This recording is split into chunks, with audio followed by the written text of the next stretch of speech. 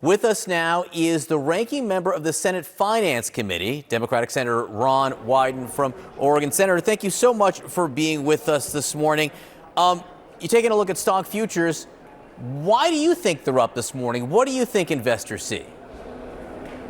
Well, obviously, each day is a little different, but today we're going to have a focused approach that's actually going to help our small businesses and individuals who've been clobbered. Later today, I'm going to propose a privileged resolution to overturn the Trump tariffs. And this is something that would provide relief. There are 180 of these tariffs, and I can just tell you, Oregonians really have had it with the kind of Washington gossip. You know, every day there's a new kind of idea and it lasts a few hours and then it goes away. They want to see relief, and that's why I'm proposing this privileged resolution that's actually going to ensure that they get some economic relief on things like those 401ks. So there are some analysts watching this morning who think the markets have taken an upturn because there are hints from some administration officials that they are open to negotiation on these tariffs, a retreat from their no negotiation stance. And I want to point out that the U.S. Trade Representative Jamieson Greer, who's testifying, I believe, before your committee not long from now, we've got to look at his prepared opening remarks, and he's expected to say something along the lines of that the president's strategy is already bearing fruit, that nearly 50 countries have approached me to discuss the president's new policy and explore how to achieve reciprocity.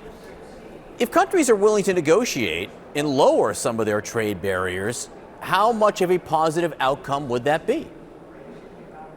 Bearing fruit, he says? No way. You know, what I'm hearing from Oregonians is this approach thus far has essentially been economic poison. And the fact is, the Trump administration is all over the map on this. You saw, for example, the clip that you ran this morning. The president basically said that he wasn't negotiating at this point. So that's what we're going to try to do at the hearing this morning, see if we can pin the administration down. But it's been like jelly. You just can't get your hands around it. In fact, let me read you a quote from the chair of the Council from Economic Advisors in the White House, who was talking to the Hudson Institute. He said, "So there are conflicting narratives because, you know, everybody's got an opinion, and that's fine. Disagreement is how you can sort of, enhance your arguments." This is the chief economist in the White House basically confirming what you just said, that there are mixed messages coming from the White House. What's the impact of that been? It's devastating, because what you have with all this trade chaos is the inability, say, for a small Oregon business to be able to predict what's ahead.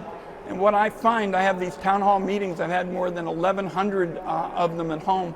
What the small businesses want more than anything else is some certainty and some predictability and some opportunity to plan. And this Trump approach on tariffs doesn't give them that. Now, if they were looking at a targeted tariff, which I've supported in the past, that'd be different.